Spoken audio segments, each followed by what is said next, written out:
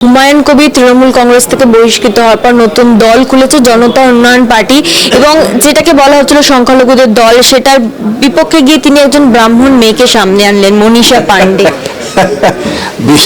RSS তারা হুমায়ুনকে খাড়া করেছেন। কেন খাড়া করেছেন? যে ধর্মীয় বিভাজনের তত্ত্বটাকে আরো জোরদার করতে হবে, সেই জোরদার করার তত্ত্বে তারা খাড়া করেছেন। হুমায়ুনকে টাকা দিচ্ছেন, তদন্ত হোক। সেই টাকা দিয়ে হুমায়ুন তিনি এই যে সংখ্যালঘু সম্প্রদায় যারা ধীরে ধীরে বুঝতে পারছেন যে মমতা না বিজেপি তাদের রক্ষক, তাদের সামাজিকভাবে বাঁচতে গেলে পরে একমাত্র ধর্মনিরপেক্ষ শক্তি, সে যে দলই হোক না কেন তারাই পারবে, তখন তাদের মধ্যে বিভ্রান্তির জন্য এই লুডোর চাল চলে দিলেন। এবং দলটার নাম দেখেছেন, এই দলটার নামই বলছে বিজেপি এবং তৃণমূল উভয়কে রক্ষা করো। নামটা বিশ্লেষণ করবেন, হঠাৎ ভাববেন না এই নামটা এসছে। আগামী দিনে আপনাদের সমাজতাত্ত্বিক দৃষ্টিকোণ থেকে বিশ্লেষণ করতে হবে, গবেষণা করতে হবে, তখন মিলিয়ে নেবেন যে এই নামটা দেওয়ার পেছনে এই রাজনৈতিক মতাদর্শ কাজ করেছে। প্রতীক চিহ্ন হিসেবে টেবিল রাখছেন, টেবিলের তলা দিয়ে টাকা নিতে হবে, এটাই। টেবিলের তলা দিয়ে বিজেপির নেতারাও টাকা নিয়েছেন, ওদের তৎকালীন সভাপতি মনে থাকতে বলে আপনাদের কি নাম জানে, ভদ্রলোকের নাম বলে দিয়েছি, এবং সেই ঐতিহ্য মমতা বহন করছেন। আর এখন তো ওরা প্রকাশ্যেই টাকা নেন, ইলেকট্রাল বন্ড, দুর্নীতির টাকা।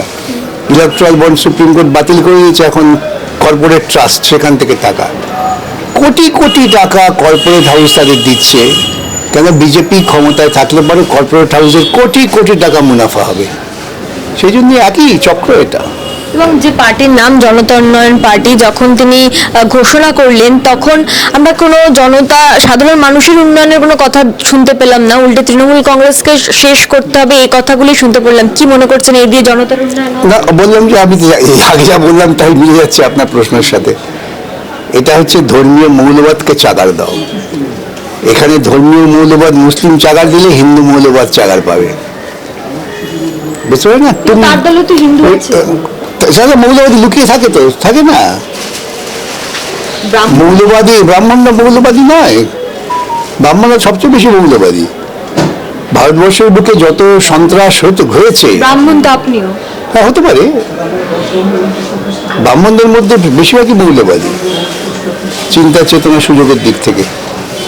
আমাকে তো গালাগালা এই জন্যই বলে যে ব্রাহ্মণের সন্তান হয়ে, ব্রাহ্মণ সন্তান পেতে আমি উপলব্ধি করেছি। ব্রাহ্মণের যে আসল ভূমিকা, যে ভূমিকার কথা ওরা তুলে ধরেন, তা হচ্ছে ব্রাহ্মণ এবং সমাজের পথপ্রদর্শক। সেই কাজটা আমি করি, সেটা ওদের পছন্দ না। এবং এই যে হুমায়ুন কবির মূলত মুর্শিদাবাদকে টার্গেট করছে, ইতিমধ্যে 10টা জায়গায় প্রার্থী তালিকাও ঘোষণা করেছে। মুর্শিদাবাদে তো বামেদের একটা ভালো ভোট রয়েছে এখনো পর্যন্ত, তো সেই ভোটটাকে কাটতে বিশেষ করে সংখ্যালঘু মানুষ যারা আজও তৃণমূলের বিকল্প হিসেবে বামেদেরকে ভোট দিয়ে আসছে, সেখানে কি টার্গেট করতে, মানে যাতে বামেদের ভোটটা কাটে না, যাতে ধর্মনিরপেক্ষ চিন্তার পরিবেশটা নষ্ট হয়। বামেদের ভোট মানে কি? বামেদের তারাই ভোট দেন সাধারণত যারা মনে করেন যে বামেদের রাজনৈতিক চিন্তাটা যুক্তিসঙ্গত এবং সেখানে ধর্মের কোনো প্রশ্রয় নেই, ধর্মনিরপেক্ষতা। কে কি ধর্ম পালন করবে সব ব্যক্তিগত ব্যাপার, সেক্ষেত্রে রাজনৈতিক দল বা রাষ্ট্রের কোনো ভূমিকা নেই। আজকে যদি ঋষিতা সে যদি গির্জায় যায়, ঋষিতার বয়ফ্রেন্ড যদি মসজিদে যায়, আর ক্যামেরাম্যান যদি মন্দিরে যায়, তারাই ব্যাপার। কিন্তু আমি বলি, আমি তোমাদের সুপিরিয়র, ঋষিতা তুমি কোনো মতে তোমার বয়ফ্রেন্ডের পেছন পেছন যাবে না, তুমি ওই জায়গায় যাও। এই যে জোর করে চাপিয়ে দেওয়া হচ্ছে মৌলবাদ। এবং ধর্ম যারা যথার্থই ধার্মিক তারা মৌলবাদ বিরোধী। যথার্থই ধার্মিক ছিলেন রামকৃষ্ণদেব, যথার্থই ধার্মিক ছিলেন জ্যোতিবা ফুলে, যথার্থই ধার্মিক ছিলেন পেরিয়ার। ওরা যাকে নিয়ে খুব নাচানাচি করার চেষ্টা করে, যথার্থই ধার্মিক ছিলেন স্বামী বিবেকানন্দ। যেখানে অপর ধর্মের বিশ্বাসের প্রতি ঘৃণা ক্রোধ নেই, আছে ভালোবাসা, তো সেটা তো ওরা করবেন না। আমি তো কিছুদিন আগে যখন গীতা পাঠের নাটক করছিলাম, সেখানে বলেছি, বিবেকানন্দ একটা বাণী দিয়ে পোস্ট করেছিলাম তো ওইসব গঙ্গায় ফেলে দিয়ে আগে লোকের পেটে ভাত জোগা। আমার দেশে দরিদ্র ক্ষুধার্ত মানুষ খেতে পাচ্ছে না, তুমি গীতা পাঠ করছো। এইসব নাটক ওরা চালাচ্ছেন, ওরা ভাবছে এই নাটক করে মানুষকে বিভ্রান্ত করা যায় সাময়িক যায়, নিশ্চয়ই সাময়িক লোকে বিভ্রান্ত হয়েছে। আপনি কি মনে করছেন এই হুমায়ুন কবিরের এই দলের পিছনে কার হাত রয়েছে, তৃণমূল না বিজেপি? আরএসএস তৃণমূলের জন্ম দিয়েছে, বিজেপি তো সরাসরি আরএসএস এর পার্টি। আমি তো বলি আরএসএস এর দুই সন্তান বিজেপি এবং তৃণমূল, তাই দেখে প্রতীক চিহ্নের মধ্যে একটা সাযুজ্য আছে। সেই আরএসএস এখন মনে করছেন যে তৃণমূল বিজেপি উভয় জমিটা হারাচ্ছে, বাবাদের উত্থান হচ্ছে, আরেকটা বিভ্রান্তিকর প্রকল্প করে।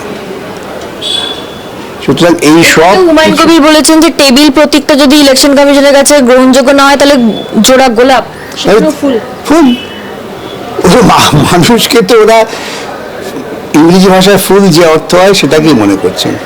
এই সব আপনারা একেবারে আপনারা খোঁজ করে দেখবেন, আপনারা যারা অনুসন্ধান করেন, অনুসন্ধিচ্ছ সাংবাদিক, চুপি চুপি চুপি যদি খোঁজ করে দেখবেন পৌঁছে যাচ্ছেন সবাই আরএসএস দপ্তর। কিন্তু আরএসএস তো হিন্দু ধর্মে মৌলবাদ এক জায়গায় খুব বন্ধু। আরএসএস মৌলবাদী এবং জামায়াতি মৌলবাদী তারা একসঙ্গে বসে টেবিলে বসে খাওয়া দাওয়া করে। কেন মৌলবাদের লক্ষ্যটা কি? মৌলবাদের লক্ষ্য হচ্ছে যে মানুষকে ক্রমশ ক্রমশ অন্ধকারময় যুগে নিয়ে যাও এবং এর ফলে যা জাতীয় সম্পদ, দেশের সম্পদ, সেটা পুরোপুরিভাবে পুঁজিপতি গোষ্ঠী যারা ওদের টাকা পয়সা লালন পালন করে তাদের সুবিধে করে দাও। অঙ্কটা এই। আজকে আমি আপনি মারামারি করছি, মাঝখান থেকে তলে আমার জমিটা নিয়ে চলে গেল। তখন জমি চলে যাওয়ার পর তখন কি আর দাঁড়াবার জায়গা নেই? দাঁড়াবার জায়গা আছে, আমি যা বলছি তাই করো। এইটাই হচ্ছে পরিকল্পনা। এবং আমি বলছি ভোটের রাজনীতিতে যখন ভোট হবে তখন বামেদের ভোট একটা অংশের কাটবে, এটা অনেকেই মনে করছে, এবং তার ফলে তৃণমূলে যারা ভোট দেয় না, যারা বামেদের ভোট দেয়, তারা যদি হুমায়ুন কবিরকে ভোট দিয়ে দেয় তাহলে তো আদতে তৃণমূল কংগ্রেসেরই লাভ হচ্ছে। লাভ করার জন্যই তো হয়েছে। কি বলেছেন ভাগবত না কি নাম ওদের ভদ্রলোকের, ওদের প্রধান মোহন ভাগবত, তিনি কি বলেছেন? আর যাই করো করো, বামেরা যেন না আসতে পারে। বামেদের সঙ্গে রাজনৈতিক দার্শনিক লড়াইয়ে আমরা পারবো না, বামেরা নয়। তৃণমূল থাক, মোদি থাক, শুভেন্দু থাক, কোনো আপত্তি নেই। শুভেন্দু কালকে তৃণমূল ছিল, আজকে বিজেপি হয়েছে, আবার যখন তারপর একটু করে চলে যাবে দিদির কাছে, ভাইফোঁটা নিতে গিয়ে বলবে দিদি এতদিন ভুল হয়েছিল, তুমি আমাকে আশ্রয় দাও, তাই হবে, লিখে রাখো। স্যার, এর যে এসআইআর প্রক্রিয়া তো হয়ে গিয়েছে এবং তারপরে সবচেয়ে বেশি আমরা দেখছি মতুয়াদের নাম বাদ গেছে। 1 কোটি রোহিঙ্গা যেটা শুভেন্দু অধিকারী বলেছিল সেই সংখ্যা আমরা আজ অব্দি পাইনি। কিন্তু এই মতুয়া গড়েই প্রধানমন্ত্রীর আসার কথা ছিল, তিনি ভিডিও বার্তা পাঠিয়েছেন, কিন্তু খেটে খাওয়া মতুয়া মানুষদের নিয়ে কোনো কথা বলেনি। শুধুমাত্র হরিচাঁদ ঠাকুর আর গুরুচাঁদ ঠাকুর আর বড় মা, ওরা কোনো গরিব মানুষের জীবন জীবিকা নিয়ে কথা বলবে না। গরিব মানুষের জীবন জীবিকা, লেখাপড়া এসব হলো কি না হলো, ওদের বইয়েই গেল। ওরা ধর্মীয় বিভাজনটা করবে, কেন সাধারণ মানুষ তারা তাদের অসহায়ত্ব থেকে ধর্মের আশ্রয় নেয়, সেটা ওরা কাজ করছে। এই যে আমি জানি না আপনাকে বলেছিলাম কিনা, আমি বহুদিন আগে যখন এসআইআর হচ্ছে বলেছিলাম যে শুভেন্দু 100টা নাম দিক, আমি আমার দল নিয়ে খুঁজে বার করবো সেই 100 জন তার যথার্থ অনুপ্রবেশকারী কিনা। আজ তো এসআইআর উপর 100টা দামও আসেনি। রোহিঙ্গা কোনো লাফালাফি করলেন কেন? যে হিন্দু প্রাণ যারা ধর্মে বিশ্বাস করেন তাদের বুকে সলতে ধরিয়ে দিলেন, এছাড়া তার কিছু না। কোথায় রোহিঙ্গা? এবং এই যে একটা হিন্দুর নাম বাদ যাবে না, মতুয়াদের নাম তো বাদ যাবে তো। কেন ওদের নেতা বলছে, দেখলাম মতুয়াদের নাম বাদ গেছে, বেশ হয়েছে, মুসলমানের নাম তো বাদ গেছে। তাহলে এদের চিন্তাটা কোথায়? এদের চিন্তা চেতনা হচ্ছে মধ্যযুগীয় ধর্ম বিদ্বেষী চিন্তা। এদের চিন্তা চেতনার মধ্যে মানব প্রেম, মানব অগ্রগতির কোনো লক্ষণ নেই। এখন শান্তনু ঠাকুর ইলেকশন কমিশনের উপর দোষ দিচ্ছে, তিনি বলছেন যে আমার কাছে মতুয়ারা আসবে কি কারণে, আমি তো ওদের নাম বাদ দিই। আরো কত কথা বলবে দেখবেন। আমি তো বলছি যত বাটিতে উত্তাপ হবে, যত বামেদের শক্তি বাড়বে, যত বামেরা লড়াই করবেন, তত দেখবেন ওদের গা চিরবির করছে আর বিভিন্ন প্রলাপ বকবে। এই প্রলাপের একটি অংশ ওই আজকে শান্তনুবাবু বলছেন। কিন্তু এখনো পর্যন্ত সেখানে মতুয়া কার্ড হিন্দুত্বের সার্টিফিকেট নামে বিলি করা হচ্ছে, যেটা নাকি তারা মানুষকে বোঝাচ্ছে সিএ এর ফার্স্ট স্টেপ ওটা। দেখুন, বহুদিন আগে আমি বলেছিলাম, যখন মমতা বলেছিলেন ওই যখন সিএসি বার্তা হচ্ছে আপনারা থানায় গিয়ে এফআইআর করুন, আপনাদের সার্টিফিকেট হারিয়ে গেছে, তখন আমি অন রেকর্ড আছে যে মমতা আপনাদের বিপদে ফেলছে। যেই মুহূর্তে আপনি এফআইআর করবেন সেই মুহূর্তেই ধরে নেবে আপনার কোনো সার্টিফিকেট নেই, কোনো ডকুমেন্ট নেই, এবং আপনি বিপদে পড়লেন। ফেসবুকে বলেছিলাম, তারপর দেখলাম অনেকে হয়তো সেটা করেছেন, করেননি।